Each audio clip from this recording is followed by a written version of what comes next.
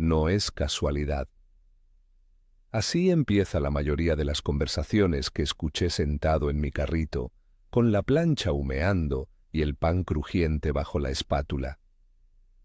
No es casualidad que algunos negocios nunca se queden sin clientes. Pregunta el título de este video de manera provocadora. ¿Por qué los judíos acumulan riquezas? Hoy no vengo a dar respuestas cómodas ni atajos mágicos. Vengo a contarte lo que vi en un solo día, que cambió la forma en que un hombre que sobrevivía empezó a construir algo distinto. Si quieres la plantilla para llevar el registro diario que veremos más adelante, suscríbete y descarga el modelo en la descripción. Quédate conmigo. Lo que vas a escuchar puede aplicarse a cualquiera que quiera ordenar su relación con el dinero, haga frío o calor, viva en Manhattan o en cualquier otra ciudad. Marcos despertó antes del alba. Era una costumbre que ya le quemaba la espalda, pero que a la vez le daba un cierto aire de dignidad. Estar allí cuando la ciudad todavía bebía de silencio. A las 5 de la mañana encendía la plancha, untaba una capa mínima de aceite, colocaba el pan y afinaba la salsa. Su carrito, con las manchas de años y el letrero medio descascarillado, era su reino. Entre bocinazos y gente que camina con prisa hacia un metro que siempre parece ir tarde, Marcos vendía sándwiches que costaban lo justo para que pudiera comer, pagar la renta y a veces llevar un billete a casa para que su madre tuviera algo caliente en la mesa. A 2 puestos de distancia, cruzando la esquina donde hay un poste con 1000 anuncios y el olor a café, que siempre parece igual, está la tienda de Abby. No es grande, una fachada ordenada, una puerta que chirría apenas y una vitrina con frascos alineados como soldados. Su rotulación, hecha a mano, anuncia precios con números que no dan lástima. Cada mañana, Abby abre su comercio y hace algo que al principio a Marcos le pareció extraño. Se detiene, junta las manos unos segundos y pronuncia una palabra en voz baja. No es ostentoso, no es teatral. Es una pausa que conviene en la jornada, como quien ajusta la bisagra antes de que la puerta se use todo el día. Durante años Marcos la vio de lejos. Observaba cómo Abby alisaba los billetes con la palma, cómo noble y firme cobraba el precio que había escrito con su tiza, cómo entregaba una bolsita con una sonrisa y, al momento siguiente, dejaba una moneda en una lata que alguien había dejado para la colecta del barrio. Al principio pensó que era un espectáculo cultural, algo propio de una burbuja que él no conocía. Luego, cuando su caja parecía siempre escasa y su día con más trabajo no variaba la cantidad de monedas que le quedaban en el bolsillo, empezó a mirar con curiosidad. ¿Qué hacía esa diferencia? El día en que todo empezó a cambiar para Marcos no fue un día épico ni tuvo banda sonora. Fue un martes cualquiera en el que la ciudad decidió abrir los ojos con una lluvia fina que perfumó la mañana.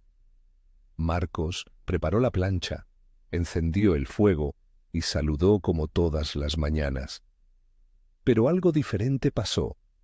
En vez de perderse en la mecánica, se quedó observando. En vez de mirar el teléfono entre pedidos, puso atención.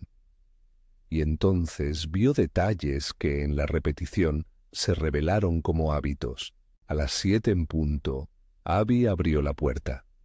Hizo aquella pausa breve, una palabra, una inclinación mínima, y luego se dirigió a una caja metálica que siempre estaba al lado del mostrador.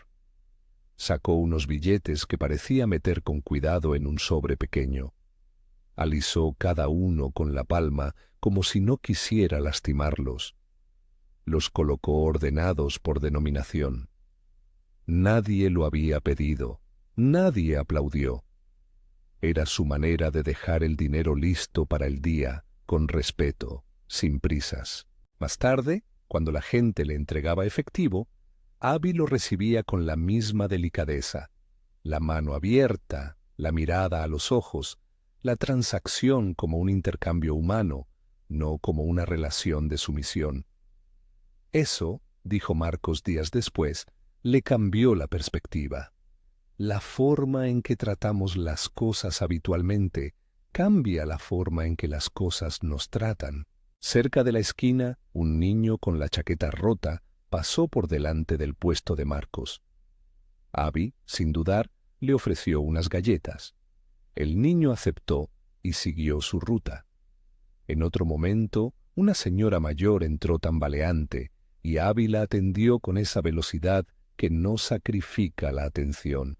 Daba impresión de tener tiempos para todo, tiempos para cobrar, tiempos para escuchar, tiempos para dar. Marcos empezó a anotar mentalmente. Oración antes de abrir, tratar el dinero con respeto, dar sin calcularlo como una pérdida. A media mañana, cuando la calle ya olía a oficinas y a prisas, Marcos se acercó a la puerta de Abby. La conversación fue breve y por eso aún más reveladora. ¿Por qué haces eso?, preguntó Marcos directamente, sin rodeos. Abby lo miró con la calma de quien lleva décadas repitiendo una tradición que no necesita justificar con argumentos grandilocuentes. Porque es la forma que tenemos de recordar que el dinero no es una maldición ni una meta, es una herramienta, dijo Abby en un español con matiz. Lo cuidamos como se cuida una casa vieja, se repara, se limpia y se respeta. Pidió un café y se sentó en el banco frente a la tienda. Sacó un cuaderno pequeño, con las esquinas dobladas y la caligrafía apretada de alguien que no confía en la memoria. Fue su cuaderno lo que realmente llamó la atención de Marcos. Títulos, columnas, anotaciones de entradas y salidas y pequeñas notas que decían «probar nuevo precio» o «donación semanal». No era un Excel glamuroso ni una contabilidad profesional. Era un cuaderno simple, encomiable por su persistencia. En ese momento, Abby enumeró, como quien recita los ingredientes antes de cocinar, las 5 prácticas que en su casa llamaban una manera de proteger el flujo. Lo dijo con naturalidad, sin énfasis sensacionalista. Hay 5 cosas: gratitud, respeto al dinero, generosidad intencional, defensa del precio que uno merece y registro claro de cada movimiento. Marcos pidió que se las repitiera. Abby las volvió a enumerar con la serenidad de quien sabe que el valor está en la repetición, no en la originalidad. Hubo palabras que Abby usó y que resultaron nuevas para Marcos, metáforas que se quedaron pegadas en su cabeza. Habló de cli. Dijo que en su lengua es la palabra para recipiente, un objeto que recibe, y que tratar la vida financiera como un recipiente no es solamente acumular, es mantener limpio el espacio para que lo que llegue no se ensucie. Habló de shefa, que tradujo como flujo o abundancia, no en el sentido de un premio inalcanzable, sino más bien como la sensación de que las cosas se mueven con un propósito. No es magia, añadió Abby, es práctica. Si no cuidas el recipiente, lo que entra se contamina. Si no aprendes a dejar pasar, nada fluye.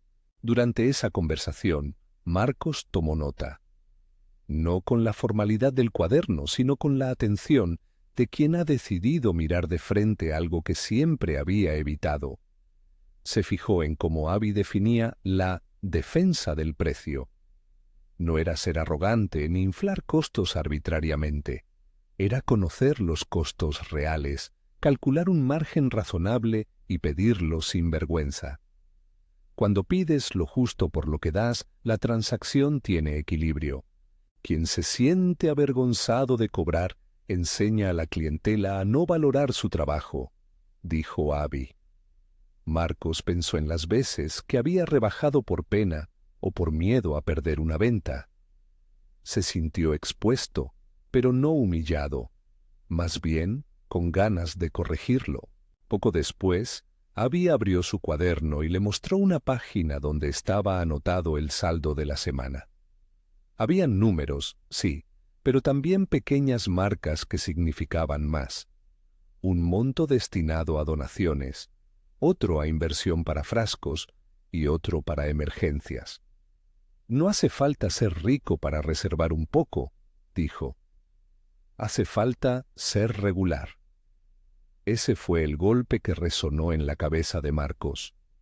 No se trataba de esperar un golpe de suerte, sino de acostumbrarse a una constancia modesta y repetible. Marcos observó que Abby no trabajaba más horas que él, no cerraba menos ni madrugaba más. Lo que hacía diferente era la forma en que distribuía su tiempo y su atención. Tenía rutinas predecibles, rezos breves, revisión del cuaderno, orden de la caja, 1 minuto para alisar billetes, otro para dar. Repetición, en lugar de espectacularidad.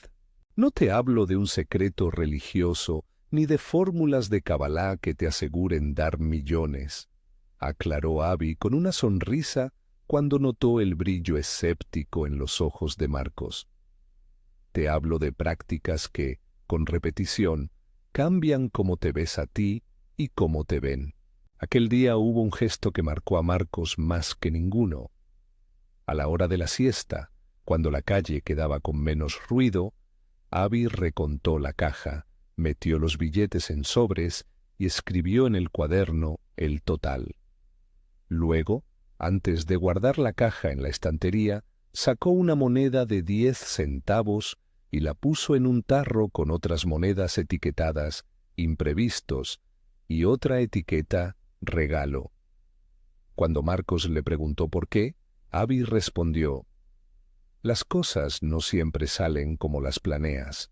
Si tienes un tarro para imprevistos, no tienes que decidir entre pagar la luz y darle de comer a tu hijo esa noche. Marcos pensó en todas las noches en las que había cruzado los dedos. En el transcurso de la mañana también vio cómo Abby defendía su precio. Una pareja discutió el precio de unos frascos. La mujer trató de regatear. Abby escuchó, explicó por qué el precio estaba ahí, y no cedió por vergüenza ni por miedo a perder la venta. La pareja, al escuchar argumentos claros sobre calidad y tiempo de preparación, aceptó y se llevó los frascos. Más tarde, otra clienta preguntó un descuento, y Abby hizo algo distinto. Ofreció un paquete alternativo que ajustaba el gasto sin devaluar el producto. No se trataba simplemente de negarse o ceder, se trataba de tener opciones claras y precios que comunicaran valor. Mientras Marcos observaba todo esto, su propio día continuaba con la rutina de siempre: pedidos, monedas, agarres de mano rápidos, clientes que siempre querían un poco más barato, pero la mirada con la que miraba su propia caja había cambiado. Miró su viejo cuaderno, el que usaba para anotar gastos cuando le sobraba tiempo, esa libreta que a menudo quedaba con páginas en blanco, y se dio cuenta de que no había un sistema. Tenía notas sueltas, recuerdos de pagos y un montón de sobres donde guardaba propinas y nada más. Una sensación nueva se coló en su pecho. Si Abby podía hacerlo con una tienda pequeña, entonces tal vez había una manera de empezar.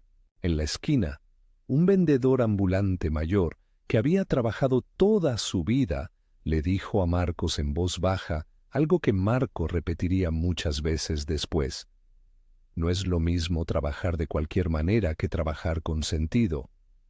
Esa frase, simple, retumbó. Marcos no sabía todavía lo que significaba trabajar con sentido, pero tenía la urgencia de descubrirlo. Esa tarde hubo un momento en el que la rutina se rompió por una anécdota pequeña pero simbólica.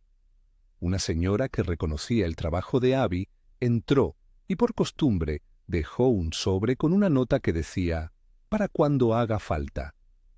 Abby tomó el sobre, lo abrió frente a la señora y anotó el monto en el cuaderno con precisión. «Así sabemos que está ahí», explicó. Marcos entendió entonces otra cosa. No se trataba solo de guardar dinero, se trataba de registrarlo, nombrarlo. El acto de escribir era una forma de compromiso. Un dinero que no está escrito es un dinero que se pierde entre los pliegues de la vida. Hacia el final del día, la lluvia se calmó y la gente empezó a volver a su ritmo habitual. Marcos, con la espalda cansada pero con la mente clara, recogió la plancha y guardó lo que quedaba. Antes de cerrar por la noche, hizo algo que nunca había pensado hacer. Cruzó la calle, pidió a Abby si podía sentarse un momento y le dijo con sinceridad: «Mañana voy a hacer lo que dijiste. Solo un día. Quiero ver qué pasa». Abby no respondió con promesas. Respondió con la serenidad de quien sabe que los hábitos se prueban en la repetición. Hazlo un día y mira lo que cambia en ti. No digo que te hará rico, pero dice mucho de cómo valoras tu trabajo y tu tiempo. Marcos quiso que la respuesta fuera más exacta, pero el silencio fue tan útil como una instrucción. Las cosas que valen la pena no siempre vienen con garantías.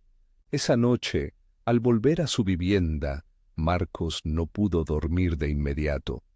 En la pequeña habitación en la que vivía con su madre había fotos pegadas en la pared, recibos de compras y un billete pegado con celo que decía «para el baño», un chiste que su madre había dejado para recordarse a sí misma que la vida estaba hecha de pequeñas metas. Marcos abrió el cajón donde guardaba sus cuentas y sacó su libreta. La hoja estaba en blanco. Pensó en las 5 prácticas de Abby. Sintió una mezcla de esperanza y escepticismo. ¿Podría un ritual tan simple realmente cambiar su realidad diaria, o solo sería otro intento fallido? Sin embargo, había algo distinto esta vez. No era un intento de última hora, sino una decisión consciente de observar y de registrar. Se quedó escribiendo en la libreta. Como si quisiera asegurar contra sí mismo su propia paciencia, anotó: «Mañana, 5 prácticas. Solo un día. Gratitud, respeto, dar, defender precio, registrar». Bajo ese título puso una línea con lo esencial: objetivo, mirar cómo cambia mi actitud al cobrar y al gastar. Luego, casi sin saber por qué, marcó una pequeña casilla al lado que significaba compromiso. No era una promesa de riqueza ni una garantía de milagros. Era una decisión mínima, probar con atención. Esa decisión, tan pequeña como marcar una casilla en una libreta, fue el punto de giro, no porque prometiera resultados inmediatos, sino porque cambiaba la relación de Marcos con la acción.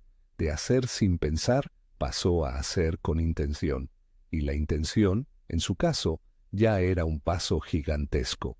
Por la mañana siguiente, cuando el primer rayo de luz encontró la plancha y la ciudad se estiró perezosa, Marcos preparó su carrito con la nueva determinación. No estaba seguro de cuánto tiempo aguantaría esta disciplina, pero había algo que lo impulsaba a intentarlo. Antes de abrir, repitió en voz baja una frase de gratitud que había escuchado de Abby. «Gracias por el trabajo de hoy». No era una oración ritual ni una promesa divina, era un acto simple que lo conectaba con la dignidad de su trabajo. Se sentó un segundo, miró los billetes que tenía en el bolsillo y los alisó con la mano sin pensar demasiado en ello. Le salió natural. Luego respiró y se dijo: «Hoy cobro con respeto. Hoy anoto». Fue una decisión mínima, y sin embargo parecía detener la carrera de la vida para dar lugar a algo nuevo. Mientras el día comenzaba, el ruido de la ciudad volvió a llenar el aire. Marcos comenzó a cobrar con una serenidad distinta. No había mucho público, pero cada vez que decían «¿Cuánto es?», Él lo decía con un tono firme y sin pedir disculpas. Entregó su dinero con la mano abierta. Sacó su libreta y apuntó cada entrada. Al principio fueron anotaciones torpes, dólares y centavos, nombres de clientes, una nota sobre un descuento que había dado sin pensarlo. Pero era un inicio.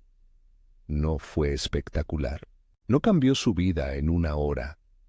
Pero cuando, a media mañana, su madre lo llamó para decir que había algo de comida extra en la despensa, gracias a un billete que él había separado, sintió una especie de alivio que no había sentido al final de muchas jornadas en las que todo quedaba en incertidumbre. Ese primer día fue más un examen que un resultado. Marcos observó que la gratitud por inicio no lo llenó de esperanza eterna, pero sí le dio una calma que lo dejó menos ansioso al tomar decisiones. El respeto al dinero lo hizo cobrar sin esa vergüenza que a veces lo llevaba a regalar su trabajo. Dar, aunque pequeño, un café a un compañero o una moneda a un niño le dio una conexión humana que le devolvió algo intangible, reconocimiento y simpatía. Defender el precio le evitó bajar tarifas sin sentido, y registrar cada movimiento le mostró que su caja no era un misterio imposible de resolver, sino un mapa que podía leerse. Al caer la noche, Marcos no tenía cifras sorprendentes ni noticias de milagros, pero sí tenía notas, pequeñas marcas en el cuaderno y, sobre todo, un hilo que antes no estaba, la sensación de que la disciplina no era castigo, sino práctica. Y esa sensación era suficiente para mantener la tensión en el aire. ¿Qué pasaría si en vez de un día lo intentara una semana? ¿Y si las pequeñas prácticas fueran más poderosas que la suma de horas extras sin rumbo? La historia no termina aquí, y no te la voy a adelantar ahora. Lo que ocurre es que ese primer paso empezó a tirar de una cuerda que tenía nudos antiguos: orgullo, vergüenza, costumbre. Marcos había puesto la mano en la cuerda y había empezado a tirar. En el siguiente tramo veremos con detalle cómo estos hábitos, aplicados con constancia, abren caminos que nadie esperaba, ni el propio Marcos, y cómo la psicología detrás de rituales simples puede transformar decisiones económicas. Pero antes de seguir, quiero que te quedes con esto. Nada de lo que viste hoy es exclusivo de una comunidad. Son prácticas replicables por cualquiera que quiera empezar a organizar su propio recipiente para que el flujo, poco a poco, encuentre su camino. Lo que vino después no fue un milagro ni un destello súbito de fortuna. Fue una sucesión de pequeñas decisiones que, con el tiempo, comenzaron a tejer un curso distinto. Esa semana, Marcos repitió las 5 prácticas como quien prueba una receta, con atención, midiendo cada ingrediente. No todas las mañanas fueron fáciles.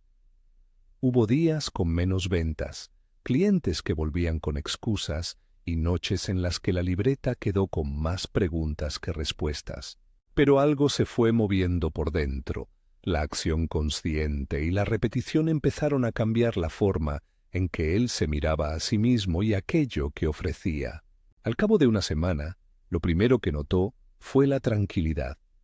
El simple hecho de pronunciar una frase de gratitud antes de abrir, de alisar los billetes en la palma, de anotar cada dólar y cada centavo, le dio un compás. Ya no reaccionaba constantemente, respondía.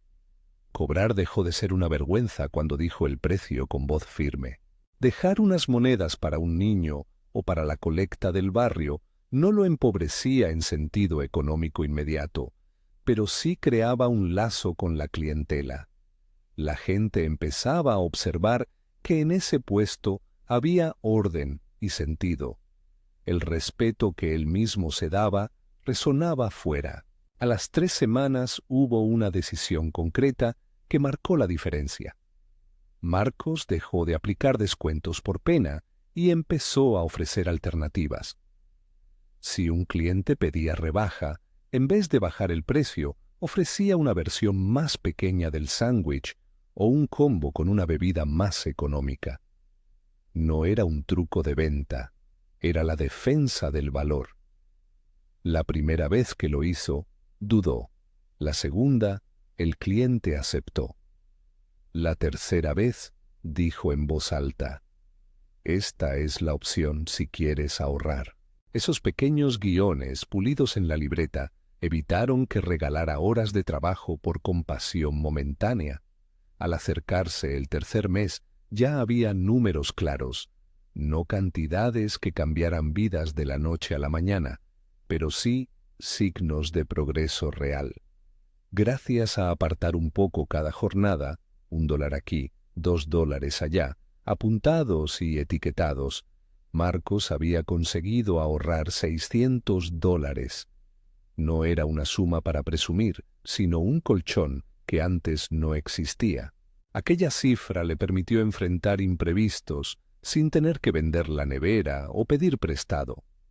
Le permitió, también, pensar en una pequeña inversión, probar una receta que llevaba años en su cabeza, la salsa que su madre hacía los domingos y que siempre le pedían en el puesto. La venta de esa salsa fue un proceso de prueba y error que ilustró con precisión la diferencia entre trabajar más horas y organizar mejor el trabajo. Marcos no empezó por hacer 20 botes y cruzar los dedos. Empezó por hacer 5 frascos, etiquetarlos a mano y preguntar a clientes de confianza qué opinaban del sabor y del precio. Anotó en el cuaderno cuántos frascos vendió, a qué precio, qué comentario recibió y cuánto tiempo le llevó producirlos. Esa claridad le permitió calcular costos reales, cuánto le costaba comprar los frascos, la etiqueta, el tiempo de cocción y el tiempo invertido en atar un lazo alrededor del frasco. Con esos números sobre la mesa, pudo fijar un precio que cubría costos y dejaba un margen razonable. Cuando la clientela entendió que lo que pagaban no era solo salsa, sino tiempo, receta y trabajo artesanal, aceptaron el precio sin dramatismo. Hubo un momento, sin embargo, que exigió a Marcos algo más que práctica. Una conversación difícil con su propia familia. Su madre, preocupada por la idea de subir precios o reservar dinero en sobres destinados a inversión, le preguntó si no estaba olvidando la urgencia diaria. Marcos tuvo que explicarle el método, que reservar de a poco no era egoísmo, que nombrar el dinero y ponerlo en un tarro o en un sobre le daba a la familia una protección contra noches de incertidumbre. Le mostró el cuaderno con las etiquetas: imprevistos, donación, inversión, compras para el puesto. Ver la letra apretada y las cifras le quitó dramatismo a la idea.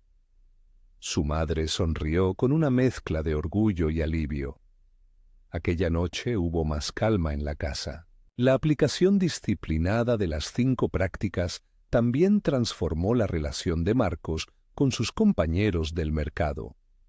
Don Ernesto, el vendedor ambulante que años atrás le había dicho trabajar con sentido, empezó a acercarse con más confianza.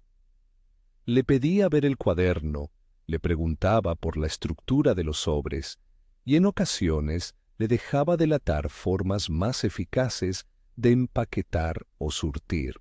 Otros comerciantes del barrio, que habitualmente se quejaban de la clientela, comenzaron a observar la atención al detalle y a ofrecer consejos. La comunidad no se volvió más rica de la noche a la mañana, pero se fortaleció en prácticas compartidas. Quien veía orden en el puesto del otro se sentía menos solo en su propia lucha. En el 6º mes, las diferencias se hicieron más notables. Marcos había dejado de vivir con la urgencia perpetua de antes. No había multiplicado sus horas, pero sí había aprendido a hacer preguntas. ¿Qué producto merece una revisión de precio? ¿Qué gasto puedo reducir sin sacrificar la calidad? ¿Qué actividad produce ingresos de forma repetida y cuál consume tiempo sin retorno? Sus respuestas le llevaron a tomar dos decisiones concretas: estandarizar la receta de la salsa para poder producir más rápido y proponer a una cafetería de la zona que comprara pequeños lotes cada semana. La primera reunión con el dueño de la cafetería fue tensa. El dueño quiso negociar precio y volumen. Marcos, con las prácticas ya incorporadas, explicó costos y ofreció un precio por unidad con descuento por volumen, manteniendo margen. Debía defender su precio, pero también ofrecer alternativas viables. Al final, acordaron un pedido semanal de 20 frascos. No era una fortuna, pero era ingreso recurrente y le abría la posibilidad de planificar. Esa primera orden regular fue más importante de lo que parecía porque reforzó otro aspecto esencial: la confianza. No la confianza ciega, sino la que se construye cuando puedes demostrar claridad con números. El cuaderno, lleno de entradas y salidas, fue la prueba. El sobreetiquetado de inversión mostró que no estaba improvisando. El tarro de imprevistos le permitió absorber un pequeño fallo sin crisis. Todo eso hizo que la cafetería viera en Marcos a un proveedor confiable, no a un vendedor ocasional. En el camino también surgieron fricciones. No todos los vecinos entendieron por qué Marcos ya no cedía precios con la misma facilidad. Algunos clientes se fueron. Es importante decir esto con claridad. Al defender el precio, se pierden algunas ventas. Es una regla práctica, no una excusa. Pero lo que Marcos ganó compensó la pérdida. Clientes que sí valoraban el producto permanecieron, y su ticket promedio subió. Esa selección fue parte de la estrategia. Cuando comunicas valor y lo sostienes, atraes al cliente adecuado. A lo largo de esos meses, la generosidad intencional siguió siendo una práctica clave. No dejó de dar, pero dejó de hacerlo de forma desordenada. Reservaba un porcentaje pequeño para donaciones y para obsequios, lo que le permitió dar con intención y no por impulso. Dar, como le había dicho Abby, no es gastar hasta quedar vacío, es invertir en redes sociales humanas que responden con lealtad.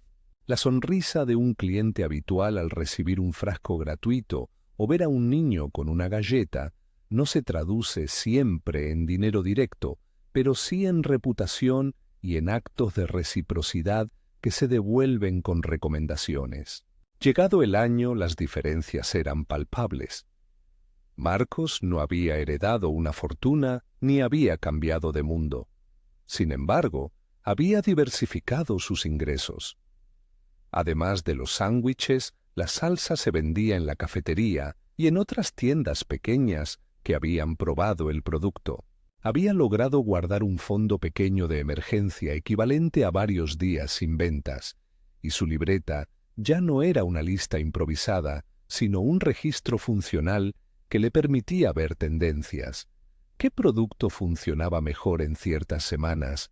¿Qué gastos eran fijos y cuáles variables?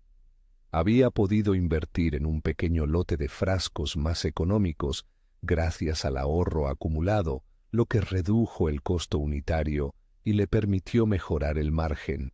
La escena de su primer pedido grande quedó en su memoria como una de las que justifican los pequeños cambios. Un distribuidor local quiso comprar 50 frascos para un mercado de fin de semana.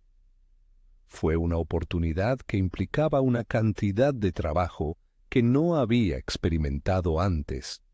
La negociación fue un examen de todo lo aprendido: cálculo de costos, defensa del precio, gestión del tiempo y previsión logística.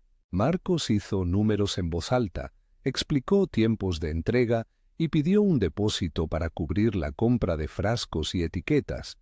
El distribuidor dudó, preguntó si podía pagar al entregar y Marcos dijo que no. pidió algo de responsabilidad compartida. Esa firmeza no rompió la negociación, la formalizó. Aceptaron el depósito y, semanas después, cuando los frascos partieron al mercado, la sensación fue de que aquello ya no era improvisación, sino un pequeño negocio con reglas claras. Más allá de las cifras, lo más profundo fue el efecto interno. Marcos ya no sentía que cada jornada fuera una prueba de supervivencia.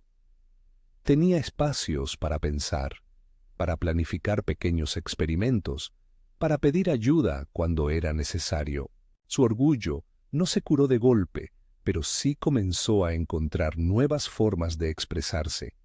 Enseñar a un joven a preparar la salsa, compartir la libreta con un colega que no sabía cómo empezar, o simplemente sentarse a explicar por qué cobrar el precio justo no era ser codicioso, sino honrar el trabajo. La transformación personal también tuvo consecuencias en su entorno. Su madre dejó de escuchar, con la urgencia que la agotaba, el sonido de la nevera vacía. Hubo noches con más tranquilidad. Ganaron un margen para las festividades, para arreglar una cañería o para comprar medicinas sin pedir prestado. Esa estabilidad, modesta pero real, cambió conversaciones familiares. La dignidad que Marcos recuperó al cobrar el precio justo se reflejó en su postura, en su forma de hablar y en cómo se relacionaba con la clientela. Es importante subrayar algo que Avi reiteró desde el inicio. Esto no fue un hechizo ni una promesa divina. Fue un método práctico y humano.